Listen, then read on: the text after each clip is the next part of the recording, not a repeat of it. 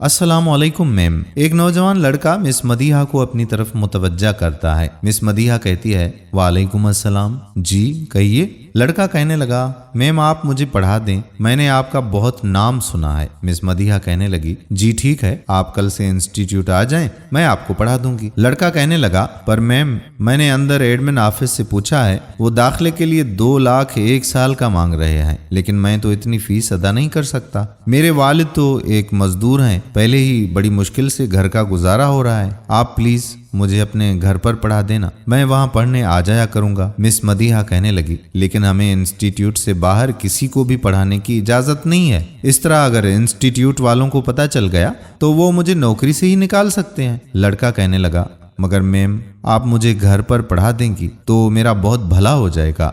ये देखें मेरे रिजल्ट, मैंने मैट्रिक और इंटर में अच्छे नंबर्स लिए हैं। मिस मदीहा उसके सर्टिफिकेट्स देखने के बाद उसे कहती है, अच्छा ऐसा करें, आप कल से मेरे घर आ जाएं, मैं आपको पढ़ा दूंगी। लड़का ये सुनकर निहायत खुश हो गया। मैडम मदीहा अपने घर पर मौजूद हैं। अरे क्या जरूरत थी तुम्हें हामी भरने की, तुम्हें पता है ना अगर इंस्टीट्यूट में पता लग गया तो तुम्हारी जॉब भी जा सकती है। मिस मदीहा के शोहर उनको समझाने की कोशिश कर रहे थे। मिस मदीहा कहने लगी, कुछ नहीं होता, और वैसे भी इंस्टीट्यूट में बताएगा कौन भला। उस बच्चे की अगर थोड़ी सी रहनुमाई करने से उसका मुस्तकबिल संवर जाता है तो सोचो हमें कितनी दुआएं देगा वो। शोहर कहने लगा, वो तो ठीक है, लेकिन जिंदगी में जज्बात की बिना पर तो फैसले नहीं ना लिए जाते। अगर इससे तुम्हारी जॉब चली गई तो फिर क्या होगा। वो अपने शोहर को कहने लगी कि कुछ नहीं होता, आप फिक्र ना करें। शोहर कहने लगा, ठीक है भाई, मैं तो बस तुम्हें समझाने की कोशिश कर रहा था। और ऐसे मिस मदीहा उस बच्चे को घर पर ट्यूशन देना शुरू कर देती है, और वक्त गुजरने के साथ साथ उनके इस ट्यूशन सेंटर में ऐसे और भी बहुत से बच्चे पढ़ने आ जाते हैं जो कि इन महंगे इदारों की फीस अदा नहीं कर पाते। इस तरह कई साल गुजर गए और यहाँ वो बच्चों को IIT के इम्तिहानात के लिए तैयार करती हैं, और उनसे पढ़ने वाले बच्चे नुमाया नंबरों के साथ पास हो जाते हैं। मगर इनके इस सेंटर की खबर आखिर इंस्टीट्यूट को भी मिल जाती है, और एक दिन उसके हेड उन्हें अपने दफ्तर में बुलाकर उनसे इस बारे में पूछते हैं, जी मिस मदीहा, हमने सुना है कि आपने एक ट्यूशन सेंटर खोल रखा है। मिस मदीहा कहने लगी कि अरे नहीं सर, वहाँ पर तो वो बच्चे आते हैं जो यहाँ की फीस अफोर्ड नहीं कर सकते, और मैं वहाँ उनको ज्यादा डिटेल में नहीं पढ़ाती, मैं तो बस उनके डाउट्स क्लियर करती हूँ। हेड कहने लगा कि आप ऐसा करें, अब ये खिदमत खल्क ही जाकर करें, और यहाँ कल से आपको आने की कोई जरूरत नहीं है। मिस मदीहा कहने लगी, लेकिन सर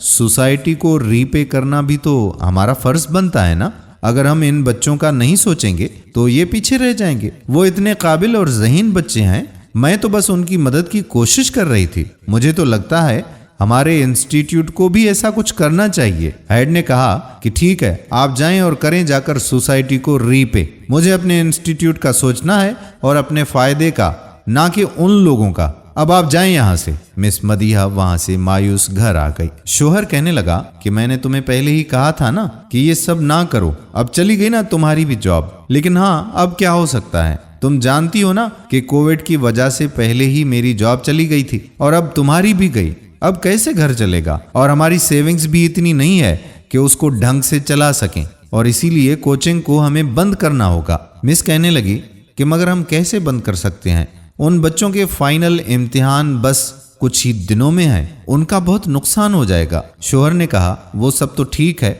मगर अब हमारे पास इतने पैसे नहीं हैं कि हम इस सब का खर्चा बर्दाश्त कर सकें। वहां पर बैठे कुछ तुलबा मियाँ बीवी की ये बातें सुन रहे थे और कहने लगे, पर सर हम क्या करेंगे, हमारे फाइनल आने वाले हैं। वो कहने लगा, बच्चों मैं समझ सकता हूँ, पर हमारी भी तो मजबूरी है ना। इतने में वहां वो पहला तालिबे इल्म भी आ गया जिसके लिए उस कोचिंग सेंटर का आगाज किया गया था। अरे अहमद, तुम यहाँ? वो कहने लगा, जी मैम, आपका शुक्रिया अदा करने आया था। आज मेरी एक बहुत बड़ी कंपनी में जॉब लग गई है और सैलरी भी बहुत अच्छी है, बस ये सब आपकी वजह से ही तो मिला है मुझे मैम। मिस मदीहा कहने लगी, अरे नहीं, ये सब तो तुम्हारी अपनी मेहनत और काबिलियत की वजह से है। अभी जो पहले शागिर्द मौजूद थे उन्होंने कहा कि अच्छा मैम, हम फिर चलते हैं, जब आप ये कोचिंग सेंटर बंद कर रही हैं तो अब जाना ही पड़ेगा।